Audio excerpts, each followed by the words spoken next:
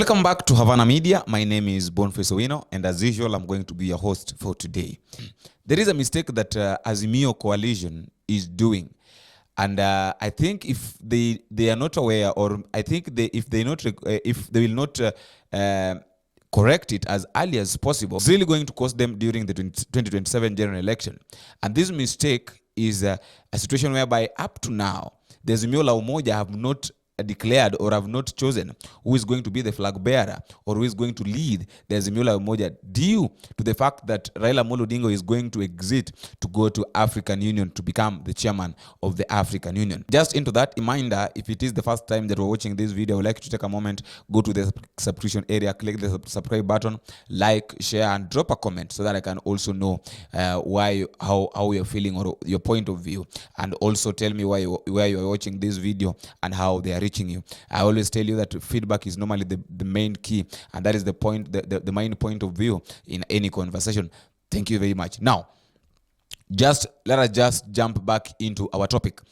What I want us to talk about is this. Why am I saying that? The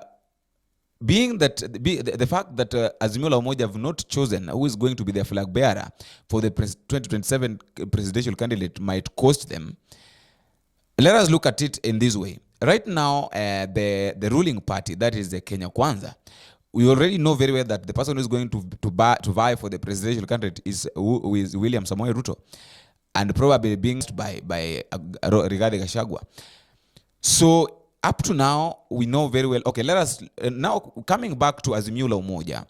The last election, which was held in 2022, the coalition of the Azimio la Umoja coalition was led by Raila Amolo Odinga and viced by Martha Karua. But right now, as it stands, Raila Amolo Odinga is going to African Union, and Martha Karua is nowhere to be seen. We're not even hearing where Martha is. Nobody is telling us how Martha is, where she is. Nobody knows anything about Martha Karua. The person that we are seeing in the picture, in which is right, is Kalonzo Musyoka. But even though we are seeing Kalonzo Musyoka, nobody has come publicly and say that Kalonzo Musyoka is going to be the flag bearer of Azimio la Umoja. In which, if I was asked, I myself, I would suggest that let Kalonzo Musyoka be the person, the presidential candidate for coming 2027 to vie and fight against William Samoei. Now, there are three things. There are some of the three things that. And the reasons why I think that Azimio la Umoja is really wasting a lot of time and is really going to cost them. Why am I saying that this thing might cost them? Number one, if up to now they've not known who is going to be the flag bearer or who is going to lead Azimio la Umoja into the presidential candidature, it might waste a lot of time, because as it stands now, what the Azimio la Umoja need right now is time for campaign. What they need to now start strategizing on is how to start campaigning. They need that time of campaign, not time to sit down and argue who is going to be the flag bearer, who is going to be the deputy, who is going to deputize how they are going to divide the post. But right now, all they were supposed to focus on is, when are we starting our campaigns?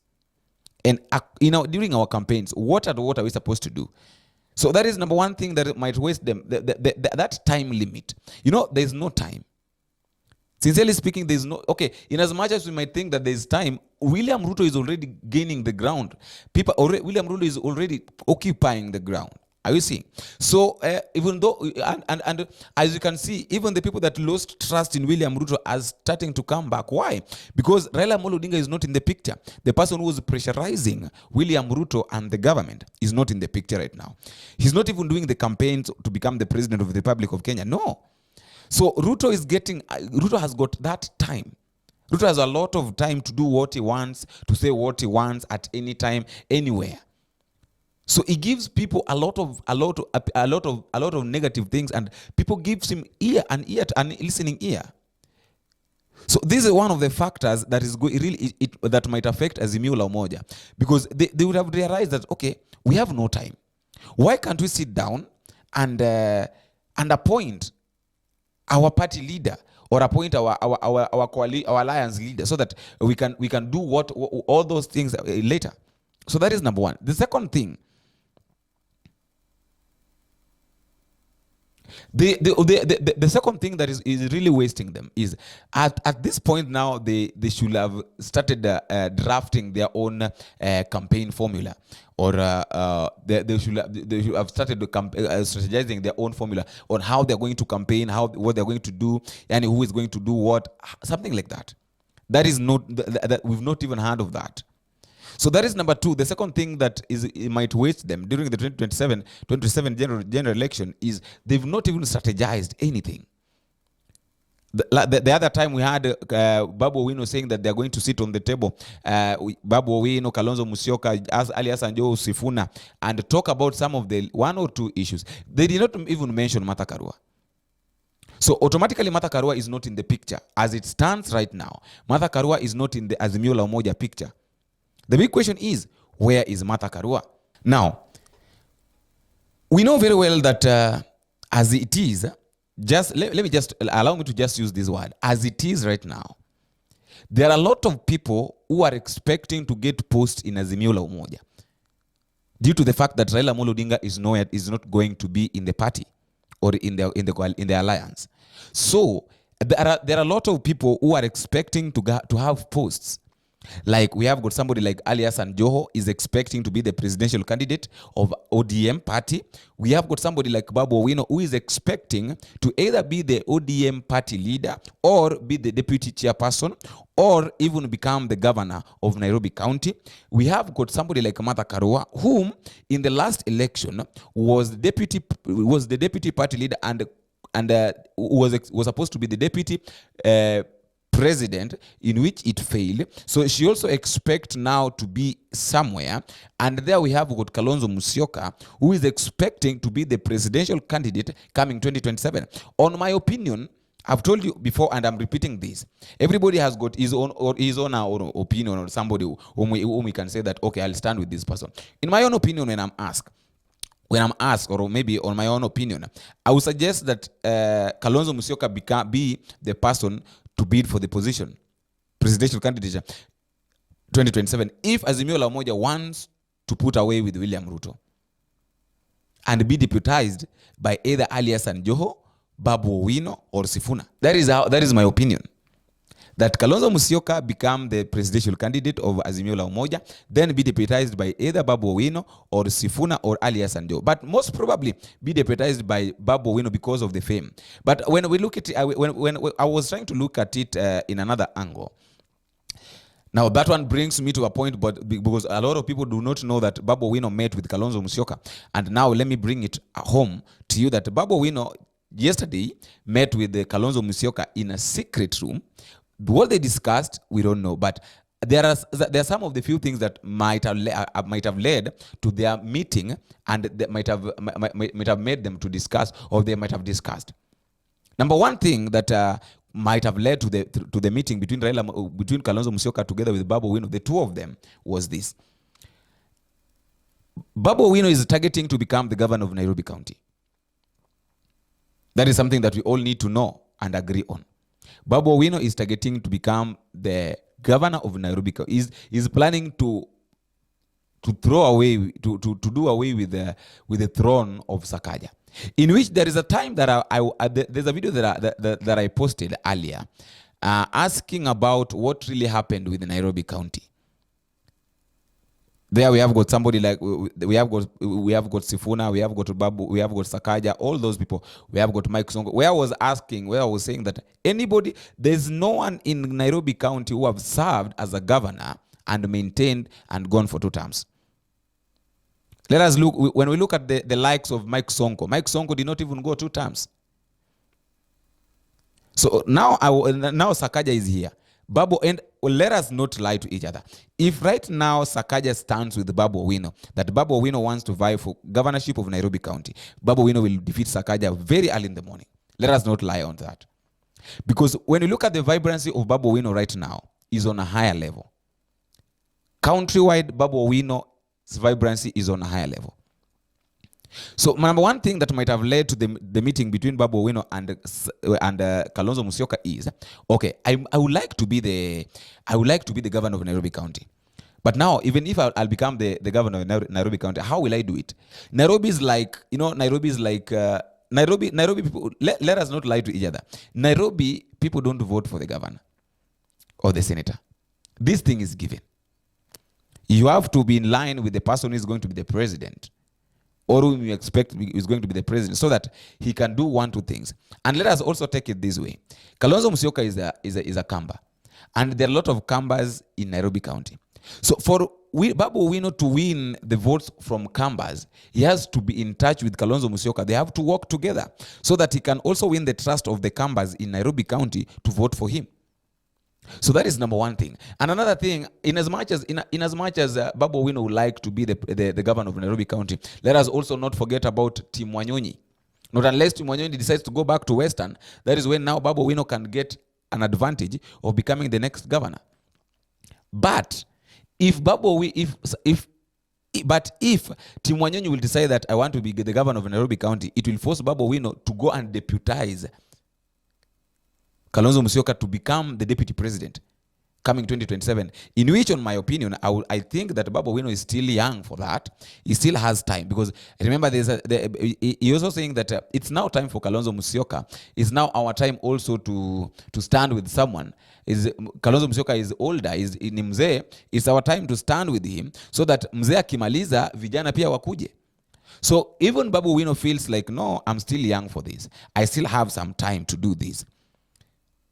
I see. So Babu Owino is also feeling like, no, I have some time to do my 1, 2, or 3 things, to strategize myself here and there, and thereafter is when I can vie for either presidency or deputize someone during maybe 2032 general election. In which, if Babu Owino stands 2032 general election with the Rigathi Gachagua, I assure you, Rigathi Gachagua cannot win over Babu Owino, not unless otherwise. Just under that, just measuring in the meeting that the secret meeting that Kalonzo and Babu Owino had, I've told you that that Babu Owino would need or would want to become the governor of Nairobi County, and at the same time, Kalonzo Musyoka would want to become the president of Kenya. So, are you saying these people need each other? Babu Owino needs Kalonzo Musyoka, and Kalonzo Musyoka also needs Babu Owino for his vibrancy. All these things are happening because of the vibrancy of Babu Owino. Let us not lie, Babu Owino is very smart. Babu Owino knows how to strategize his own things. And the way he does his work is very eloquent. Very well understands the way what people want. He knows how to go to people. So that's the kind of brain that Kalonzo Musyoka needs to become the president. I've told you, if I was to choose a president right now, I would choose Kalonzo. If I were to choose someone from Azimio'S to go and vie for the presidency, I would choose Kalonzo. Because that guy has been he has been with Raila Odinga since back. And they've been fighting, failing. Now it's time for him also to enjoy. In as much as Raila Odinga will not be the president of Republic of Kenya, but someone should come and enjoy, because he's also going to enjoy as the chairman of African Union. Now, another thing that could have led to the meeting between Kalonzo Musyoka together with Babu Owino is this issue of Babu Owino's factor. Why am I talking about Babu Owino's factor? Right now, as it stands, we know very well that Babu Owino is very much vibrant, and anywhere you go, anywhere you go with Babu Owino and Babu Owino fails to talk, you'll hear the crowd screaming that they want Babu Owino to speak. So this meeting was, okay, now guy, you are very vibrant. Everybody wants to hear you out. What if we make it in a way that we put you somewhere? Like, okay, I make you be my deputy, so that anywhere we go, whatever we do, you and your presence. And another thing that we also have to understand is that in Azimio, for Azimio to succeed and pull down the government, the current government, it must work with the young men. It must work with the young, because young men are the people that were promised jobs by the current government. They were not given job. The young men are the people that were promised opportunities, they're going to be given that opportunity. So if Azimio la Umoja wants to defeat this current government, to pull it down, what they need to do is to strategize with the young men. And the young men consist of Babu Owino, consist of Alias and Joho, consist of Simba Arati, and consist of Kina Wandai. That is what they need to do. Let us not bring people like or Wycliffe Oparanya. Okay, he needs to be there, yes. But now, he's old. Wycliffe Oparanya is old. And probably, people might not listen to him as much as they can listen to Babu Owino and Alias and Joho. Now, when you look at Alias and Joho factor, Alias and Joho has conquered coastal region. That is number one. Look at Simba Arati. Simba Arati has conquered Kisii. That is an added advantage to Kalonzo Musyoka and the Azimio la Umoja team. Look at Babu Owino. Babu Owino is all over. Let us not talk even about Nyanza, Western. Babu Owino is all over. And then, when we bring, let us not forget about somebody like Peter Salasya, who has also narrowed the politics in Western. Right now, the only MP that can be had in Western is Peter Salasya. So when they also bring Peter Salasya on board indirectly, not to give him a post, but to bring him on board indirectly, so that he can also draw the votes to Azimio la Umoja. Because let us look at somebody like Moses Wetangula. Moses Wetangula right now is very busy. There is no way he can go back. He can go back to the ground to talk so that people can know him. Let us talk about people, somebody like Musalia Mudavadi. Musalia Mudavadi cannot go back to the ground, talk, and people listen to him. So these people need someone who has been on the ground all over, so that they can listen to him. And that is why now Peter Salasya comes in. So that is just my thought, that I think the meeting between Kalonzo Musyoka and Babu Owino could have led to maybe strategies, 1, 2 things, and also planning on how, because they don't have time. If there is something that Azimio la Umoja must understand that they don't have, is time. And I think if those who have been keen, I've just told you that William Ruto is very smart. William Ruto is very smart. And the last thing that could have led to the meeting of Kalonzo Musyoka together with Babu Owino is this Raila factor. Raila is going to the AU. He has been the party leader of ODM. He has been the Azimio la Umoja coalition ring leader. Now, he's going to leave a vacuum, both in ODM and in Azimio la Umoja, in which some people say that the exit of Raila Odinga will not leave a vacuum anywhere. But truth be told, there will be a very big vacuum the moment Raila Odinga leaves. And in fact, the vacuum has been is being felt even right now, but yet he's still around. So maybe they discussed about the exit of Raila Odinga. As I finish, I want to drop this question to you. Do you think Raila Odinga will retire from Kenyan politics eventually? And he say that, okay, now mimi kama Raila Odinga nimeapa ya kwamba nimechoka na kukua kama politician wa nchi ya Kenya na dunia nzima, na ninasema ya kwamba naenda kupumzika. Do you think it will reach a point when Raila Odinga will say that Raila Odinga declares now that I'm going to retire from politics completely? Do you think it will happen? Do you think it really will happen? On my side, I think it won't happen, because listening to what Moses Kuria said, that Raila Odinga was not born to become the president, to become the chairman of African Union, or to become an African politician, but he was born to be a national politician. And that is why Moses Kuria was saying that Raila Odinga will be in the ballot coming 2027. But my question is, he will be in the ballot coming 2027. Which position? That is a big question. Which position?